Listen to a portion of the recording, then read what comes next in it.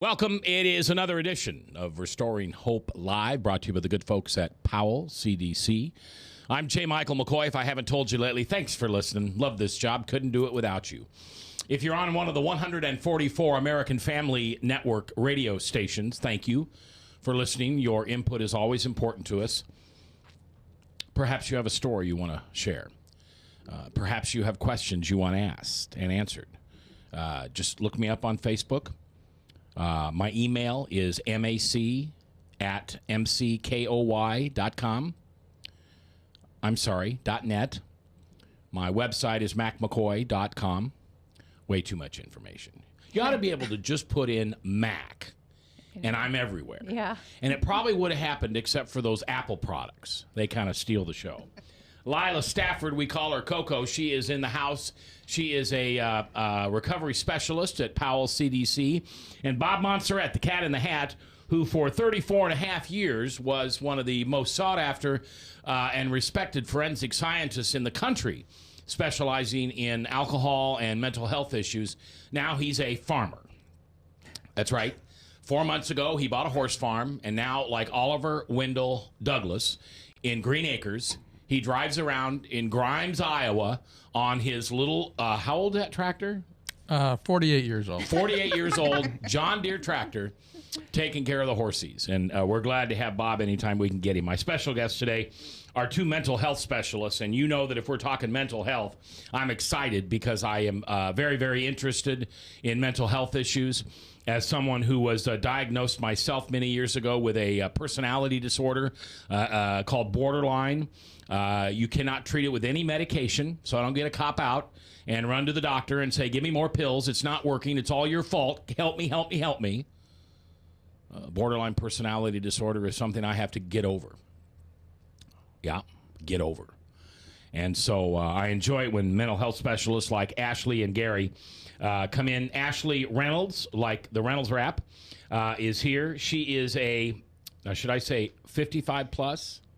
I'm 55 plus. No. You are a 55 plus mental health specialist. Well, yes, I work on the older adult unit. Older adults. Yep. Geriatric. Well, I don't want to call 55 geriatric, but yes, older adult. Well, see, now that makes me barely geriatric. Lila, I am really you're advanced. Yeah. And Bob, you're getting there. Yeah. Right, so we'll go with older adult. That Okay. works much better. And That's it's, good. It's Alysha. That's my first name. Oh, what did I say? You called me Ashley, but I can go by Ashley too if you prefer. No, I like Alysha. I like Alysha. And Gery LaFollette, Yes. who is also the same thing. He is a older adult. No, just adult. He's just adult, yes. Adult. Yeah. I'm older adult. He's adult. She's older than I am, so. You know, I really don't care about all this PC crap. No. It's mental health for old people. That's right. Okay? Yeah. And we're going to talk about some of the things that go on in lives like your own. If you've got parents who are aging, if you have siblings who are aging, if you have a granddaughter that's aging, as we sit here right now. Oh. Mental health issues are becoming more and more prevalent in our society. Now, here's the first question, Gery. Are they more prevalent today than they were 100 years ago, or are we simply more aware of them? In other words, are there things that in society has changed, such as food additives, what we eat, the air we breathe, the things that we study to help us remain calm? Have those things changed, or has there always been a bunch of people who have mental health issues like me? We just weren't aware of them. Yeah, I would say the issues have existed probably forever, but now we're more aware of them because they seem to stand out more. We're more into getting into a microscope and looking at different things about people. Mm-hmm. When you do that, then you kind of classify and put people in this category or that category, but still, the bottom line is it's been here forever. Now, when you say look at a microscope, do you literally mean look at genes and cells in a microscope, or do you mean just look closer? I think look closer. Look closer. Yeah. And is that because as a society, we're not so scared of it anymore? It's not so taboo? I think it's less taboo for most people. For some people, it's still kind of scary. Yeah. If you don't know it and you haven't experienced it, it's probably somewhat taboo for some people. But generally speaking, I think it's much more accepted because we talk about it more. It's Yeah. out on the table, as we would say. I mean, there are. I mean, Alzheimer's is not a subject anymore. Now, Ashley or Alysha, I'm sorry. That's all right. Alysha. Why geriatric? Why 55 plus? Why not 14-year-olds? Why not 25-year-olds? Right. So the majority of my nursing experience was with just the adult population. So that would be at other hospitals, you kind of group everybody together. So 18 to 99, whatever it is, they're all grouped together. So fortunately at Unity Point, we've become aware of the fact that we really do have to have a specialized kind of care for somebody that's 55 and older. Their behaviors are different, their needs are different, the groups that they can attend are different. So because now we can clearly see that we need to have something more specialized for that group, we've kind of divided. Yeah, yeah. With the exception of Alzheimer's, which we'll get to, are there other newly discovered mental health issues for the 55 plus group? I don't think newly discovered, no. I think that we're just more likely to treat them now. Previously, you may have said, as somebody aged, it's just, they're getting older. Depression is normal for that age group, and we now know it's not normal. We can still treat that, and they can still continue to live a very happy life. We don't have to be living with that depression throughout their adult life. So, Alysha Reynolds and Gery LaFollette are our guests. They're both mental health specialists with Unity Point, and Gery was kind enough to bring me a personality disorder test. It says answer the questions below based on how you actually behave and are most of the time, and then you can rate people. And let me see, selecting the middle answer means a statement is around 50% accurate. Okay. And so we'll go through some of these questions a little bit later, but we won't come to any formalization. No. All right. And again, my passion on this is I was diagnosed, 10 years ago with borderline personality disorder. And here's what that means to a layman like you and I. I'm a little nuts. I have a incredible fear of abandonment. I have a fear of betrayal. In many times when not treated, I would react as a child might react in a very adult situation. So far, so good? So far, so good, yep. I've heard that one of the most easiest cases to explain, not the most common, but the easiest, is when a young girl, teenage years, is being sexually abused. And if the abuser is wanting her to act promiscuously, that's the way she will act forward in her life when given the opportunity for sexual activity. If she is told to lay there and shut up, then she will be more of the victim, brutalized, physically abused person who enters into those type of sexual relationships. How'd I do? Well, I think it's hard to generalize something that's that traumatic for somebody because everybody can react so very differently to those things. But yes, similar to that. Yes, I don't want to say that is what we would expect for every person. And I'm sorry, I shouldn't. Yeah, you can't answer that. That's way out of bounds. I mean, there's different extremes too. Yeah, right. And that might be too extreme, and then you got a more moderate, probably very small extreme. But still, you can have the same, bringing up a lot of things that are inside that are just kind of sometimes just held inside. Gery, make sure you get a little closer to the Okay, mic. sorry. Yeah, so let's just speak for me. So let's not generalize for anybody else. Challenges in relationships, because I was pretty sure you were going to break up with me before I broke up with you. Mm-hmm. And when I did feel abandoned or betrayed, I was mad. Mm-hmm. And it was an unreasonable anger. And what I mean by unreasonable is when somebody acts a certain way in your life and you just can't figure it out because it doesn't make any sense. Right. It's beyond reason. Right. the average adult could reason why Mac is acting that way.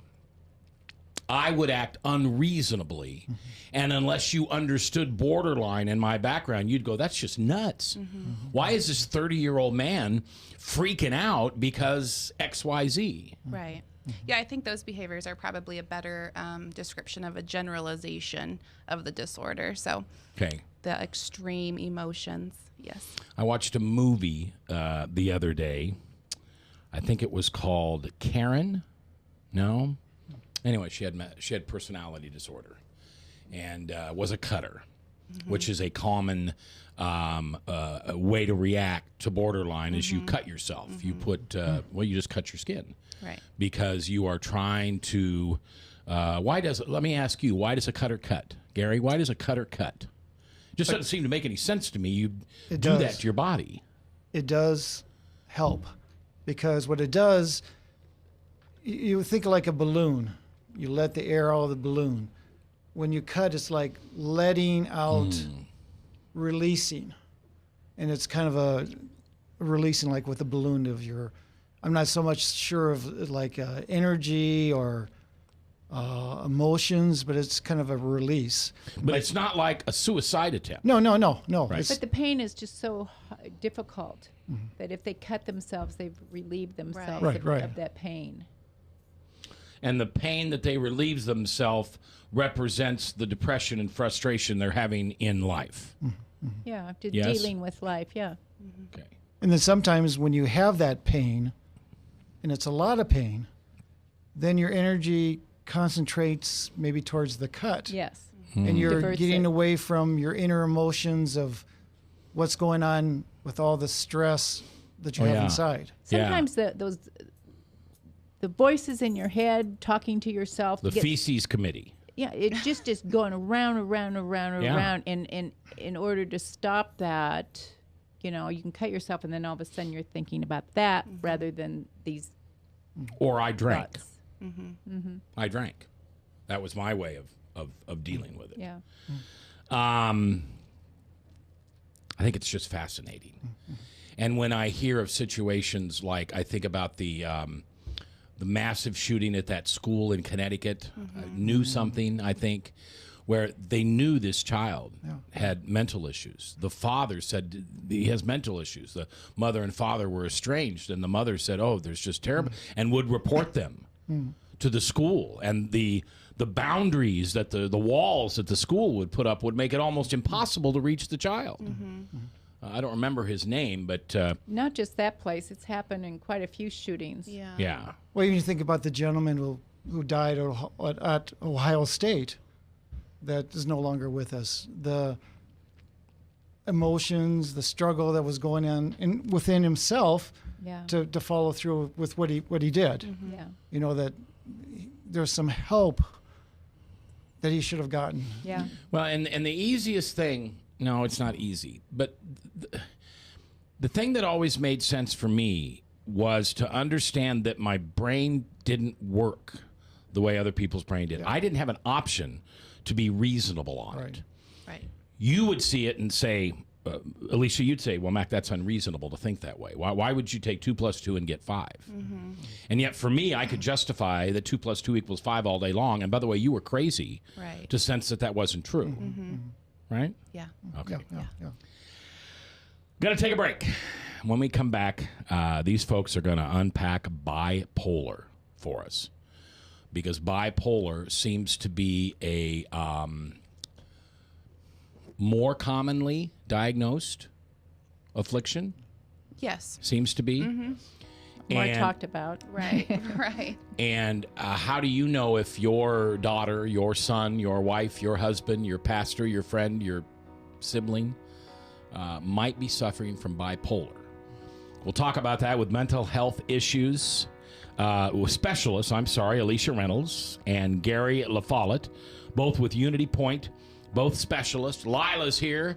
Bob's here. Ryan's producing. I'm Mac. Thanks for watching. Love this show. Couldn't do it without you. On the American Family Radio Network, powered by webcast1live.com.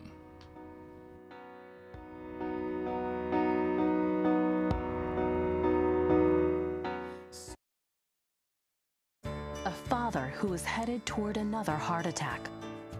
A woman who struggles daily with diabetes and her memory. A boy whose headaches keep him out of school.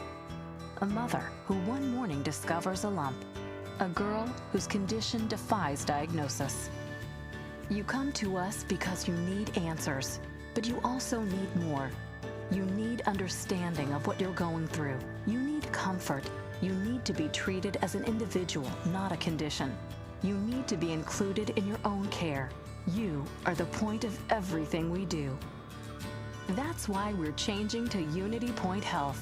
It's a model of care that will help us work better together, where the physician who knows you best takes the lead, coordinating your care through every step, from the hospital to specialists to rehabilitation to health services in the home and in the community, to making sure the treatments are effective.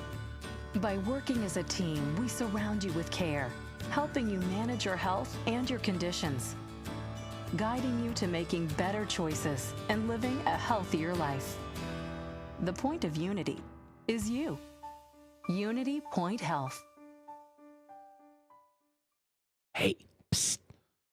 Let me let you in on a little secret. You ready? Always try to do business with people, not places. Especially if you seek honest Christian business people.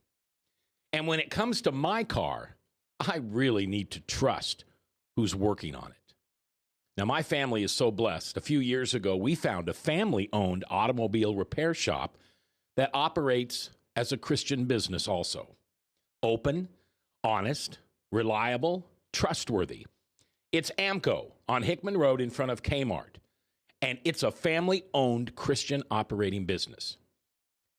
This family treats your car as if it was their car. Everything from oil changes to transmission repair and everything in between.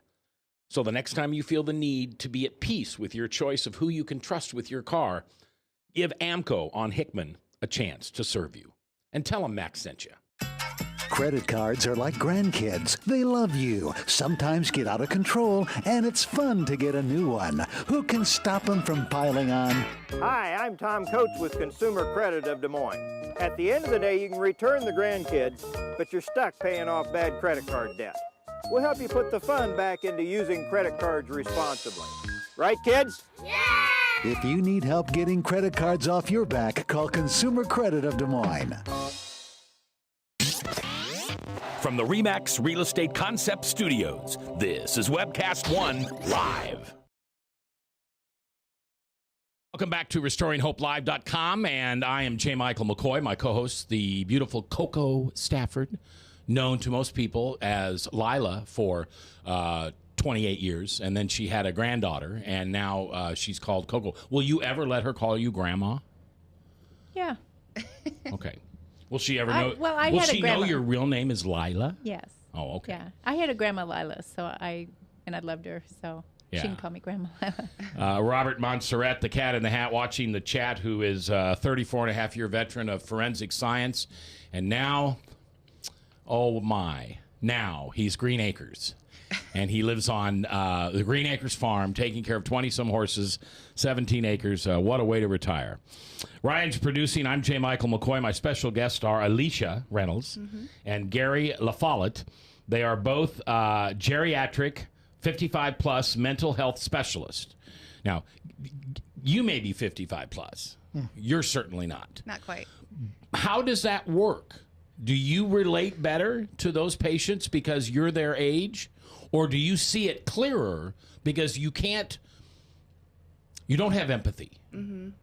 Well, since I came, he's actually done adult mental health. So we haven't worked together really on the older adult unit. So Mostly younger than 55. Right. Okay. So more the younger patients. He took the young crowd.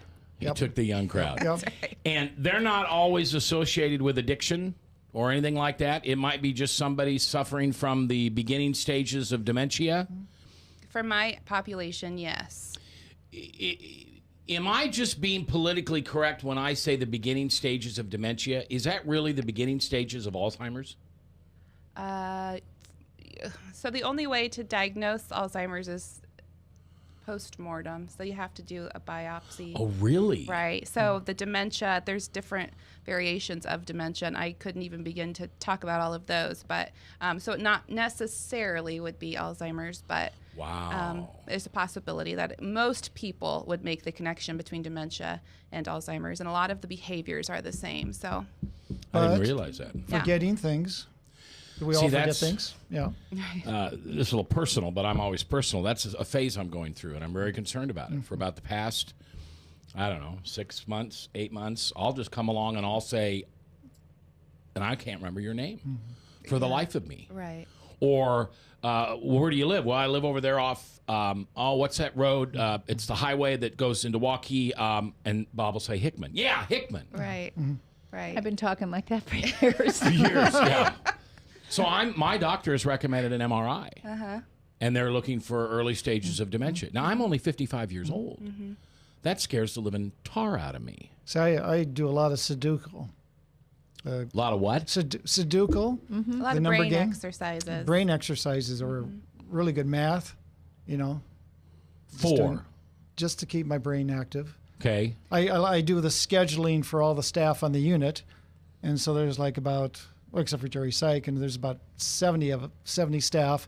So I'm always juggling people around and filling holes where we need to find more staff to work. So you're and- making your brain work. yeah. But see, And- I make my brain work very hard. Yeah. I'm a constant studier of Scripture.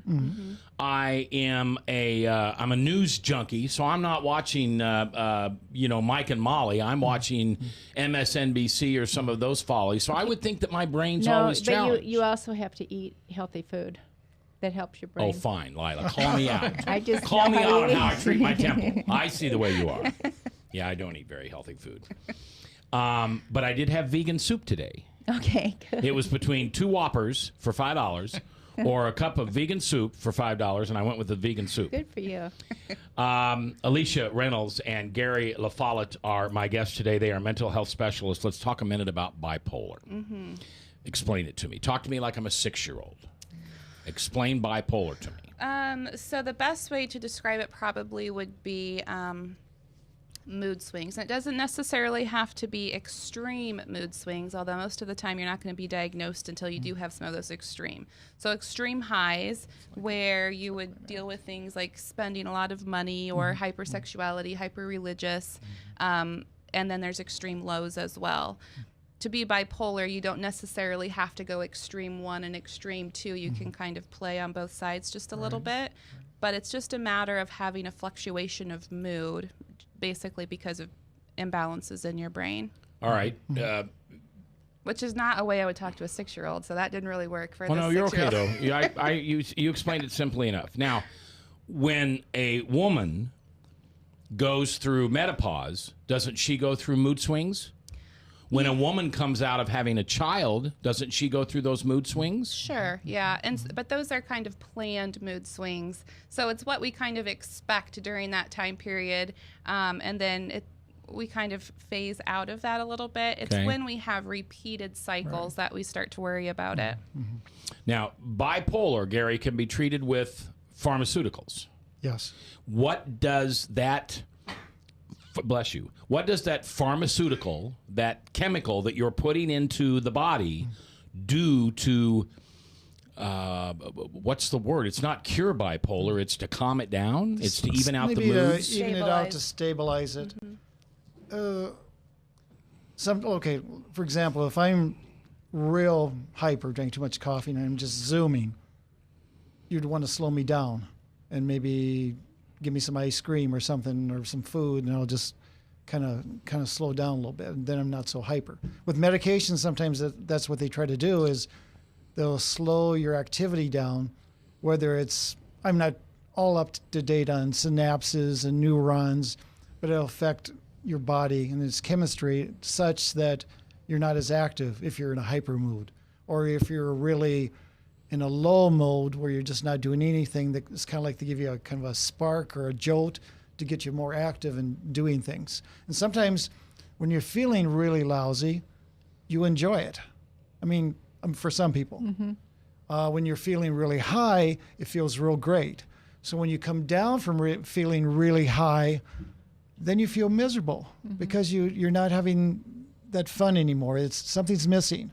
And so we have patients that when they're coming down after feeling really high, they feel really depressed. And they want to get back up feeling good again, you know. So, and that's why sometimes when you're on medications, if you stop taking medications, it destroys all the change that have taken place, maybe to improve how you're doing. I see that a lot. As soon as people start feeling okay, then it's like, oh, I don't have to take the medicine anymore. It's just, Right. And you know what? They enjoy feeling that euphoria. Basically, it's a euphoria when you are in a manic state. And people feel good on that. And then you give them these medications, and then they're just normal. Who wants to be normal when I can feel like that? Yeah. So it's a difficult disease to treat because they want to feel the extreme.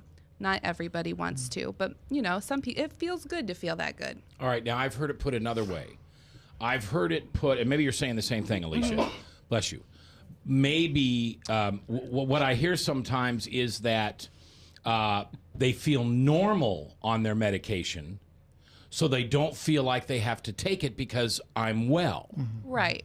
Right. Are you saying the same thing? Yeah, and some people really desire to be back on. It's a little bit they of want a the high. for They them. want the high. Everyone Right. likes that high from bipolar, the high part of it, unless they've been up for several days in a row, and then, Right. then you're feeling it. And there's a physically. chemical inside your body that is creating that just making high. Yes, Just it'd be chemical like imbalances, within you're just the brain. going. When you're around somebody like that, you can feel their energy all over. They're just going 1,000 miles an hour.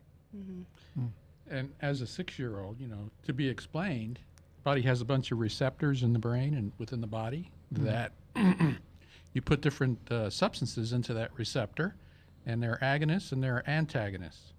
Okay. You know, and so it depends on what results you want. So those medications will go in there into those receptors and either block an action or cause a reaction. You see what I'm saying? Yes. And so they can control, because your body's not doing it in a normal state. It's not producing what it needs to do that due to different factors. Could be nutritional. You're not giving it what it needs to be able to function in a normal way, or drug impairment if people are on drugs. Those drugs also go into those, you know, like meth or coke, go into those receptors and give you a big Alcohol. high. Alcohol. Yeah. So, you know, you and that's how they set up, you know, circuitries.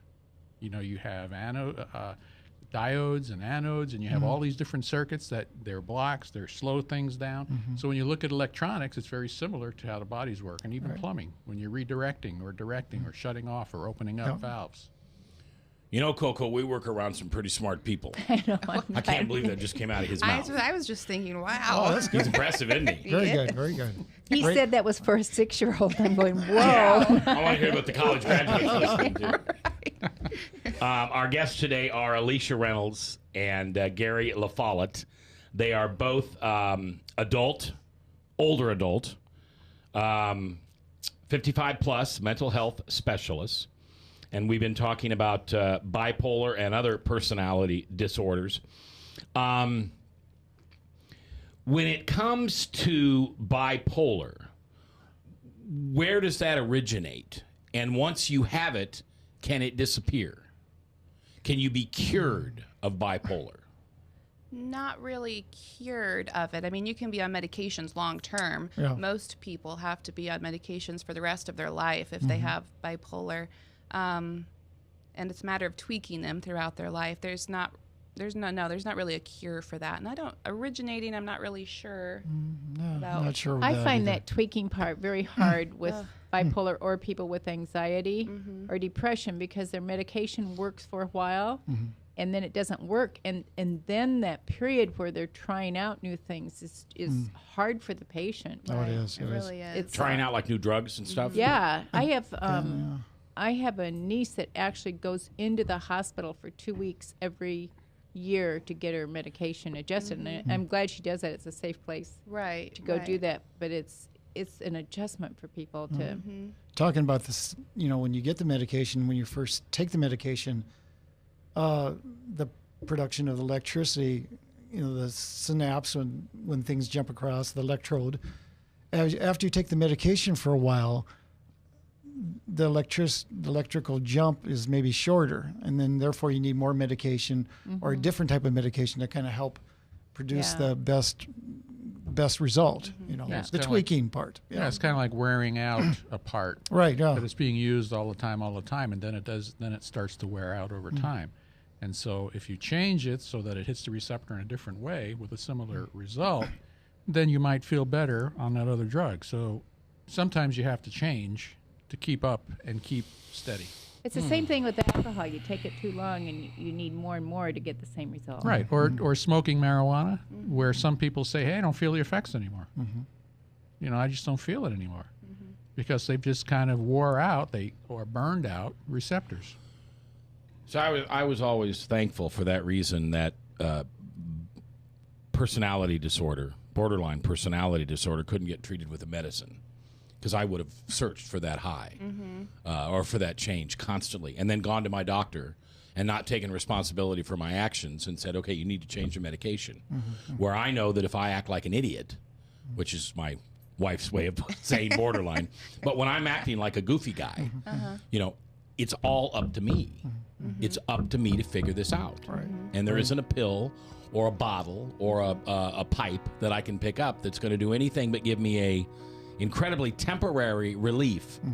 You need to get the control. I need to get the control. That's right. Now, isn't borderline similar to bipolar?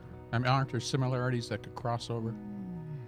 I wouldn't say that it's similar to it. I think there's probably some extreme emotions. I think that there's probably some of that. We're up against a break. Let's start with that question when we come back. And I also want to talk about how diet impacts personality disorders. We're coming back. It's Alysha and Gery live here from Unity Point on Restoring Hope Live.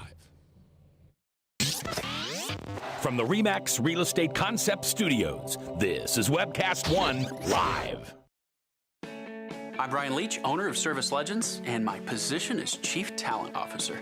I'm Nicholas Wonderscheid. I am Bernie Hobbs. And I'm the Service Manager. Marketing Director and Client Relations Manager.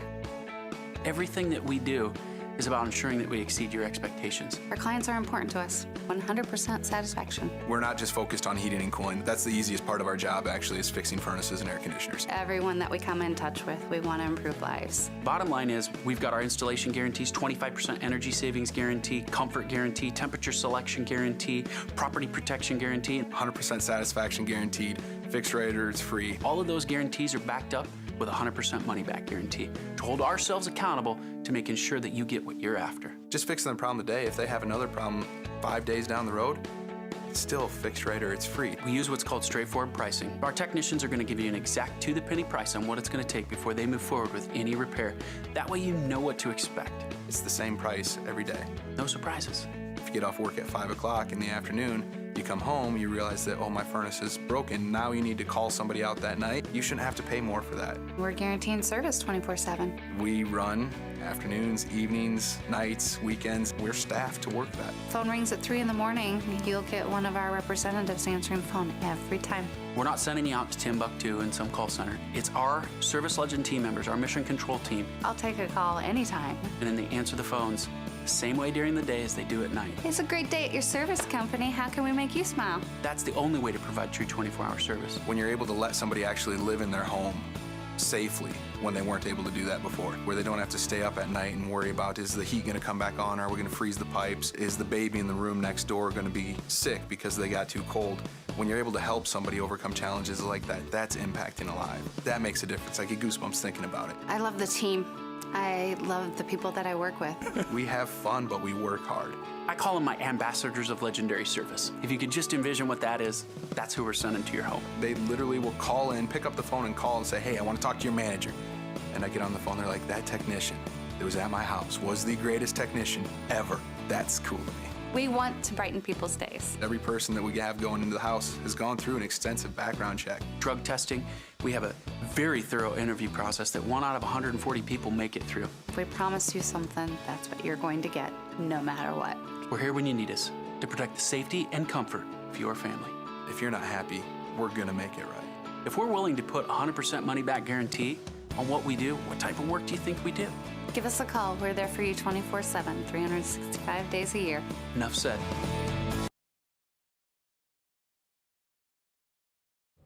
"22 minutes before the top of the hour. This is RestoringHopeLive.com, Recovery Monday from Powell CDC. Lila Stafford and Bob Montserrat, both specialists in addictions and alcohol and other drugs, dietary issues, which we're going to get to in a minute. Ryan's my producer. He has no problems. Although hanging around with me all these years probably drives you a little crazy, doesn't it? Shows you the unstable side. Yeah, the unstable side. My guests today are Alysha Reynolds and Gery LaFollette. Alysha and Gery are mental health specialists, both specializing in older adults. You're older and he's a little younger? He's a little younger. A little younger. Yep. And my grandfather died of hardening of the arteries. Now, Gery, isn't that just an old-fashioned way of saying Alzheimer's? No. No? No, just say died of hardening of the arteries.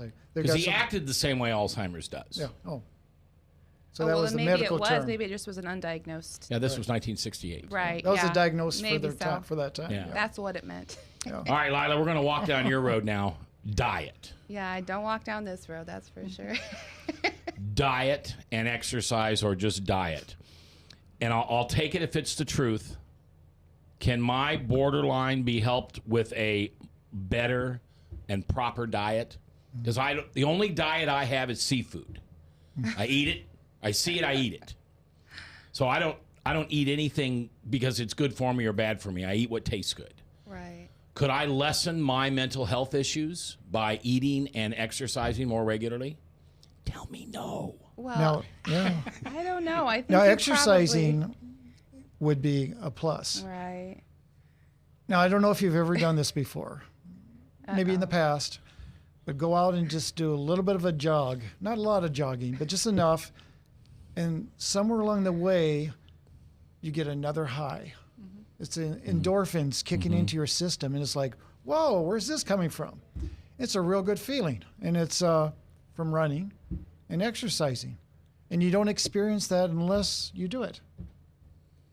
Dr. heard Amon that. in California has people with depression and anxiety. He treats them with food.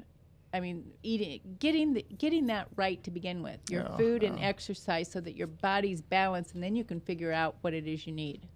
Yeah, the show that we're airing, and I'm looking ahead here, and I'm not sure when it is a young lady who specifically believes that in recovery, Shelley is her name, that in recovery you can drastically change your outcome with diet and exercise. Diet and exercise. And I shouldn't say diet, I should say nutrition. Nutrition. Because it's not really about diet. But we're going to air her show probably on, sometime in January. So that'll be Well, I'll interesting. tell you, I have ADD, and I've taken medication. I don't know. You have what? ADD. Look over here. Look over here. Okay. My brain's already doing that, so I don't need to look that My way. ADD friends hate me when I do that. Bird! Okay. Now I forgot what I was going to say. You have ADD. Yes. And when it comes to diet and nutrition, Oh, since I've been doing this, only eating whole foods, I don't even take that medication anymore, unless Really? I'm really having to concentrate really well. But and I don't chew gum anymore. I used to chew gum every single day. It was just this kind of anxiety thing, and I didn't even realize that until after I was eating properly. And I think I think a little more clear. I do a lot of research into nutritional aspects and specifically vitamins or minerals that people lack. And there's a study about depression and how vitamin D3 which is in, what's that tomato juice you always want me to drink? V8. Oh, that's for potassium levels. Oh, okay. The low sodium has high potassium, which you need for your heart regulation. But I got to If have you have bananas for that, right? palpitations. Bananas can do it. It just has a lot more sugar in it. But there are a lot of factors there. But Darn that D3 is sugar. really good when dealing with depression. And where do you get that? You get that from the sun, or you have to take it by supplements. But you need to get. Most people are D3 deficient severely. And years ago, back 100 years ago, they used to put kids out in the sun so that the sun could heal them of their illnesses and stuff. But we Seriously? don't do that. Yes. And we don't even do that anymore. We hide from the sun. Yeah, I And do. So I don't. we're not getting the exposure that we need. The other thing is for kids with ADHD, they found out that sulforaphane, which is an ingredient in broccoli, helps them in that also. So there's a lot of research that's out there. You just got to look for it, find it, and go for it. And Bob, would you recommend changing your nutrition in what you eat, or would you recommend supplements? I say both. Okay. Because you can't eat everything that you need to get all of the vitamin coverage that you need in your body. You just can't. You can't eat that much. So you still eat good. Stay away from processed foods. I mean, that's another huge, we can talk about this for hours, but there's so many chemicals in there to destroy your brain and destroy your body because they put that all in there. Anyway, so it's out there. Amino acids are all screwed up, I think. That's when you're protein. eating. Amino acids are proteins. Yeah. But yeah. I've had people who I think 25 years ago would have been called a crackpot, who are now being called genius, that have said one of the reasons we've got such a high rate of breast cancer, one of the reasons we have a high rate of mental health issues, is because we're simply not feeding this body the fuel that it needs. We're feeding it garbage and what tastes good. I am guilty of that. Yeah, your body does not lack any drug that's on the market, but it does lack vitamins and minerals that will cause problems. There's a book called Sugar, Salt, and Fat, and it's about how all the big companies are putting those ingredients into food so that you will eat them and become addicted to it. It is the most interesting book. After I read that, I thought, Tell me what that was called again. Sugar, salt, and fat. I'm not sure what order it's in, but those are the three ingredients, and it's very interesting. And actually, you can get it on audio, which it's kind of deep. So I tried reading it, and I thought, I'll never get through this. So I got it in audio, and it's very good. Okay. You just have to ask for the 6-year-old version. Yeah. The 6-year-old version. There you go. Sounds good. Alysha Reynolds and Gery LaFollette are my guests today. They're with Unity Point. They're both 55-plus mental health specialists. Gery, you've been doing this how long? Oh, about 40 years. Okay. Alysha, you're like 17? About, yeah. I've been doing it about 10 years. Yep. Okay. So I'm going to focus on you, Gery. What's changed in 40 years in the mental health field? Oh, 40 years. When you first got out of medical school, what were they talking about, and now what are they talking about? When I graduated from nursing school, well, before that, I was what's called a patient care tech, psych tech on the unit, and went back to school and became a nurse. But I still think the education is still the same, but we still work on trying to provide the ultimate compassion we can to patients. That's always been there, and that's always seems to be the goal that we strive for. And I think nurses, people change. We learn from new classes, new experiences. Probably over the last 40 years, there have been changes, but nothing I would call major. Where in every other field, we've had major discoveries. Oh, yeah. I mean, it's not saying that mental health doesn't have a lot of discoveries. It seems like it's just kind of opening up in some ways, like with the discovery of working more with Alzheimer's.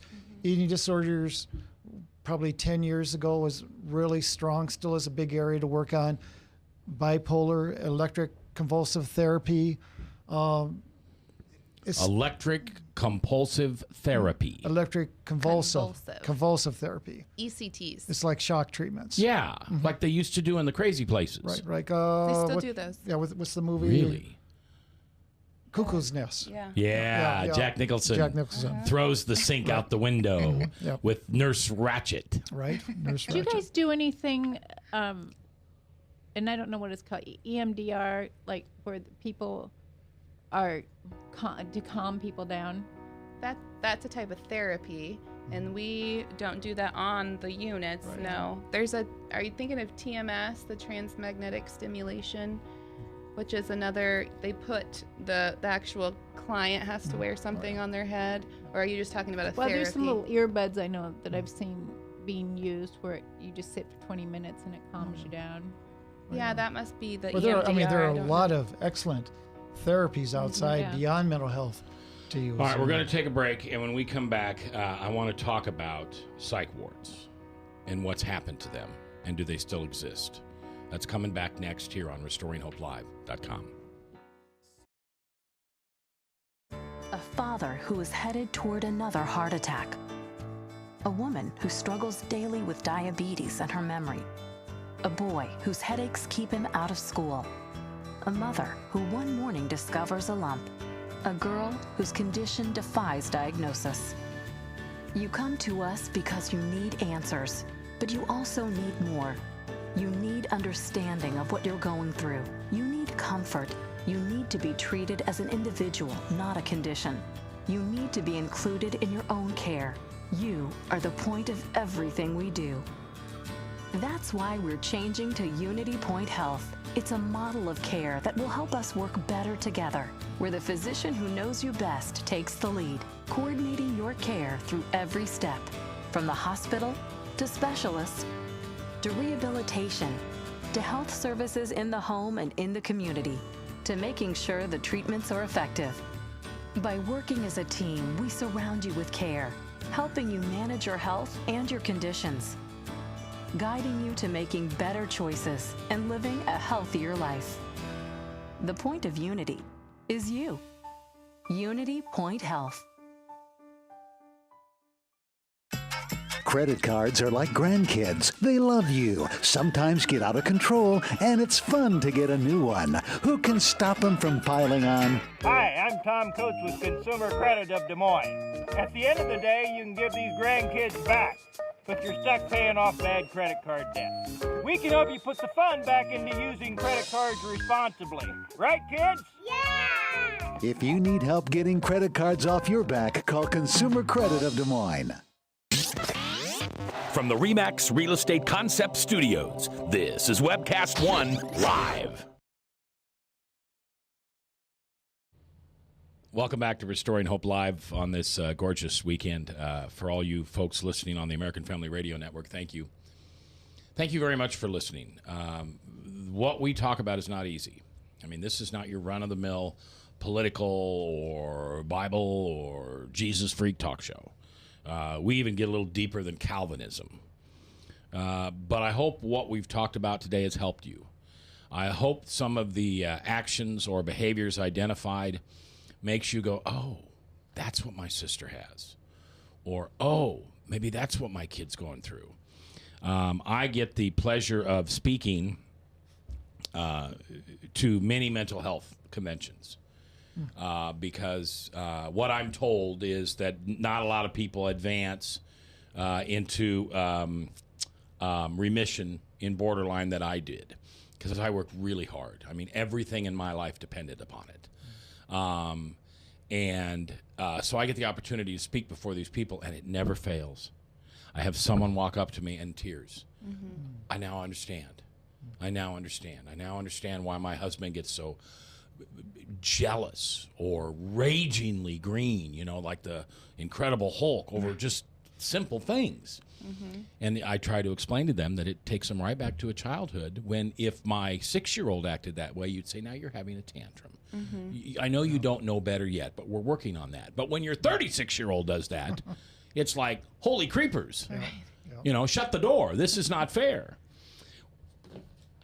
We used to have these scary places on the mountaintops, and they looked like castles, and they were psych wards, and all the movies had them in there.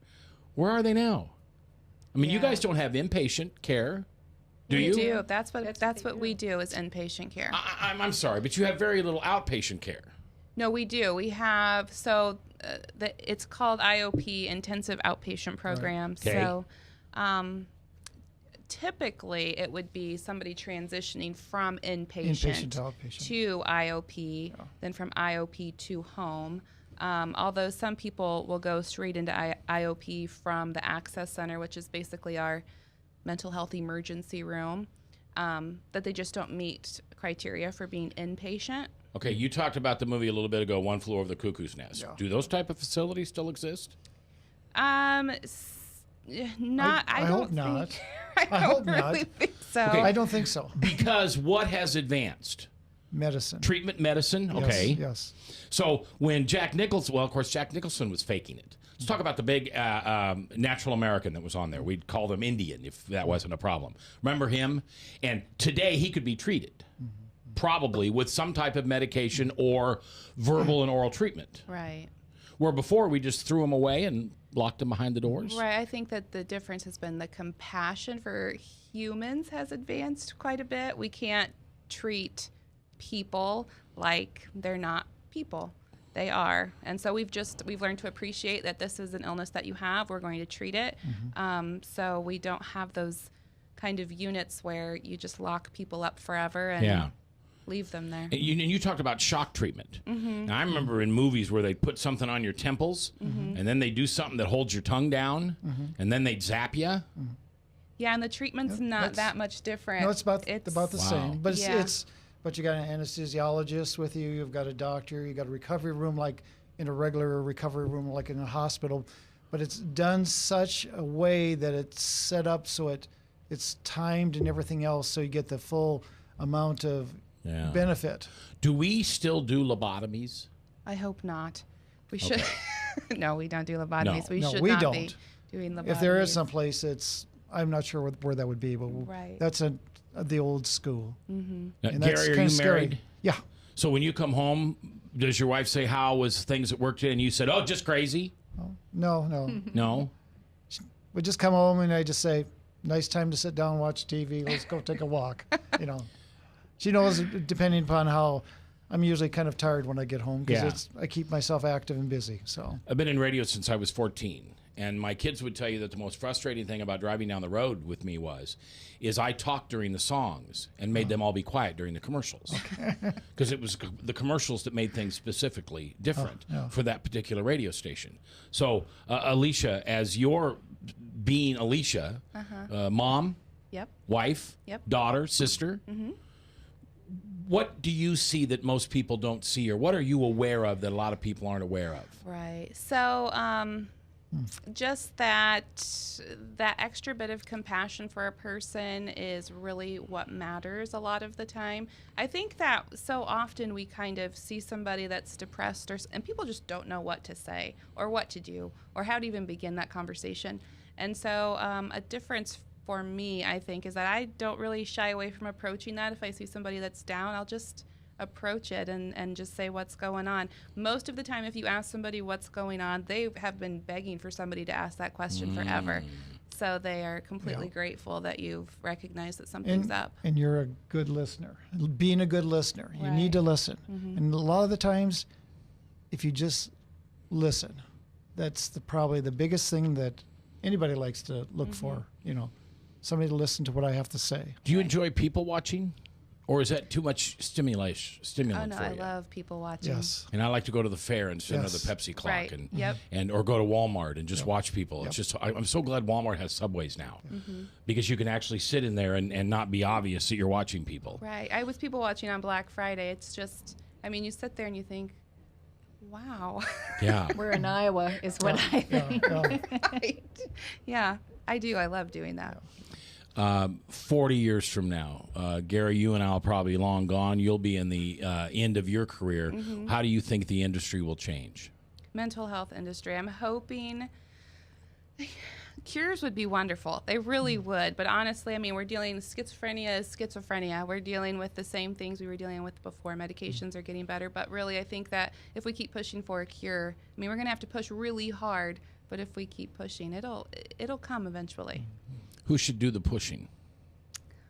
Probably you on the radio. Well, the patient, yes, we need absolutely. the groups, the advocate groups out there to say, we need to make a change. Something needs to be different. I think every time there's a killing, people are all up in arms about it and want to change. Yeah, but I don't think that changes anything. Yeah. You're right. They want to, but what happens is it goes to gun control. Right. And it ought to stay on mental health. Right. So that's where the change needs to come. Is keep the you're right. conversation on mental health rather than guns. Yeah. Right. No, you're right. That's what we need to work on. MAD, Mothers Against Drunk Drivers. Brilliant. Got us down from a point, Bob? 0.18? Yeah. I don't know what the statistics are, but it made a difference. Yeah. Yeah. It dropped it clear down. And nothing more compelling than a mother sitting there going, my child was murdered by a drunk driver. Why can't we lower the drunk driving rate? And boom, we're down at 0.08, and it's going to keep dropping. Right. Well, kids, did you have fun? Sure did. Yeah. Sure. it's Please great. come back again. You don't have to come back with Lila. You can come back on your own. Thanks for inviting us. Yeah, Really. no, thank you for what you do. You are angels in disguise. Because as you said, you understand and have a compassion and empathy for these people. Most people just space them off and push them aside. So thank you both for what you're doing. I'm J. Michael McCoy. I'll see you next week. And I want to tell you, come up with somebody that you hold a resentment against. Come up with someone that has made you so mad that you can't forgive. And this weekend, tonight, on your knees, forgive them.